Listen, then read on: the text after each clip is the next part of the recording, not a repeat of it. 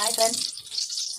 இப்போ பாருங்க, சிக்கன் குழம்பு தாங்க பண்ண போகிறேன். ரொம்ப சிம்பிளான சிக்கன் குழம்பு எப்படி பண்ணணும், அவசரத்துக்கு எவ்வளோ சீக்கிரமாக சிம்பிளாக பண்ணணுங்கிறது தான். பேச்சுலர் பசங்களுக்கு ரொம்ப ஈஸியாக இருக்கும். பொண்ணுங்க அதே மாதிரி தனியாக வந்து பேச்சுலர்ஸில் தனியாக ரூமில் இருக்க பொண்ணுங்களுக்கும் இது ரொம்ப யூஸ்ஃபுல்லாக இருக்கும். இந்த வீடியோ சமைக்க தெரியாத பொண்ணுங்களுக்கு இது எல்லாத்துக்குமே ரொம்ப யூஸ்ஃபுல்லாக இருக்கும். ரொம்ப சின்ன டிப்ஸ் தான் பார்த்துக்கோங்க. இப்போ எண்ணெய் ஊற்றிட்டேன். இப்போ வந்து பார்த்தீங்கன்னா கொஞ்சமாக சோம்பு போட்டுக்கலாம்.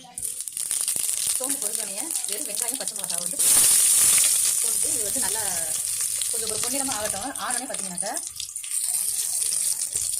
இப்போ பாருங்கள், வெங்காயம் நல்லா இப்போ பொன்னிறமாக ஆகட்டும். அதுக்கு அவ்வளோதாங்க சிம்பிளாக. அந்த வெங்காயம் வந்து வதங்கிடுச்சுனாலே அடுத்து வந்து இந்த சிக்கன் பாருங்கள். சிக்கன் ஒரே ஒரு உருளைக்கிழங்கு இருந்துச்சுங்க, அதை எடுத்து போட்டுருக்கேன். 50 ரூபாய்க்கு தான் சிக்கன் வாங்கினேன் இன்னைக்கு. சரி போதும், கிளைமேட் வந்து மழையா இருக்கா, அதனால சரி கொஞ்சமாக எடுத்து சாப்பிடலாமேன்ட்டு. இது வந்து இஞ்சி பூண்டு வந்து கொஞ்சமாக அரைச்சி வச்சிருக்கேன். இப்போ இந்த தக்காளியும் நம்ம பேஸ்ட் பண்ணிடுவோம். அடுத்து வந்து இந்த தேங்காயும் வந்து நம்ம பேஸ்ட் பண்ணி வச்சுருவோம். அவ்வளோதான், சிம்பிளான வீடியோ. எல்லாத்தையும் அரைச்சி ஊற்றி ஒரு சிக்கன் குழம்பு வந்து நம்ம பண்ணிடுவோம்.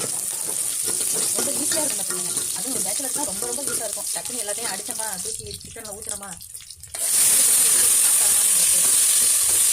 அவ்வளோதான். இதில் வந்து கொஞ்சம் உப்பு போட்டுக்கலாம் போடுறேன். ஏன்னா அப்போ தான் கறியில் போய் அது சாரும். அப்போ தான் நம்ம கறி சாப்பிடும்போது சப்புன்னு இல்லாமல் கொஞ்சம் உப்பு கறிச்சு நல்லாயிருக்கும்.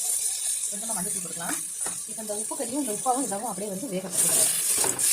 அடுத்து வந்து மட்டன் உப்பு கறி வந்து வீடியோ போடுறேங்க, சப்ஸ்கிரைப் பண்ணி வச்சுக்கோங்க. அடுத்த வீடியோவில் பார்க்கலாம். அதே மாதிரி சிக்கன்லையும் உப்பு கறி வந்து மிளகு கறி எப்படி பண்ணலான்னு சொல்லித்தரேன். இப்போ கொஞ்சம் நேரம் ஆயிடுச்சுங்க. இப்போ வந்து இதை நம்ம ஊற்றிடலாம்.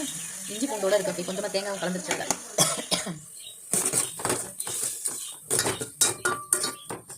இப்போ இது வந்து இப்போ நம்ம இஞ்சி பூண்டை போட்டோமா, அடுத்து பார்த்துக்கோங்க இந்த தக்காளியும் ஒரு ஓட்டி இதே ஓட்டிடலாம். இவங்க இது தக்காளியும் வந்து பேஸ்ட் ஆக்கியாச்சு. தக்காளி வெங்காயம்லாம் நம்ம பேஸ்ட் ஏன் ஊற்றுறோம்னா நமக்கு வந்து குழம்பு வந்து ரொம்ப திக்னஸாகவும் நல்லாவும் கிடைக்குங்க. இப்போ வந்து இது எல்லாத்தையும் போட்டோமா, இப்போ இதை போட்டுட்டு இந்த 10 ரூபா சிக்கன் குழம்பு தூக்கி இதில் போட போகிறோம். வீட்டில் வந்து மசாலா வந்து அரைச்சி வச்சிருக்கேன். இந்த அரைச்ச மசாலாவில் வந்து ஒரே ஸ்பூன், இது ரொம்ப காரமாக இருக்கும், அதனால ஒரே ஸ்பூன் மட்டும் போட்டுக்கலாம். தேவைப்பட்டா நம்ம கொஞ்சம் போட்டுக்கலாம்.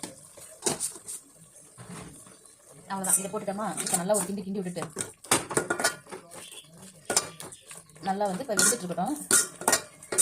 இப்போ நம்ம மூடி போட்டு மூடி வச்சிடலாம். மூடி வச்சுட்டு எப்படி இருக்குன்னு பார்ப்போம்.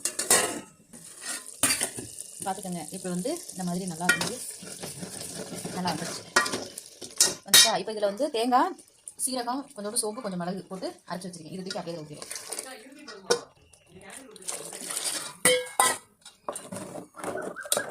இப்போ இதை ஊற்றி நல்லா கிண்டின்னு கிண்டிக்கலாங்க. கிண்டிட்டு கொஞ்சம் உப்பு பார்க்கலாம்.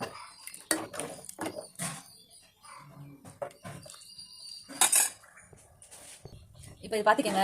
இப்போ இதில் என்ன போட்டுருக்கோம், நம்ம வீட்டில் அரைச்சி வச்ச மசாலா போட்டிருக்கோம். அதுக்கப்புறம் வெறும் 10 ரூபாய் சிக்கன் குழம்பு தூள் மட்டும் தான் நான் வாங்கி போட்டிருக்கேன் இதில். அதுக்கப்புறம் தேங்காய் சோம்புது. குழம்பு வந்து நம்ம தக்காளிலாம் அரைச்சி ஊற்றிருக்கோம் பார்த்தீங்களா, அதனால குழம்பு வந்து நல்லா திக்காக இருக்கும்.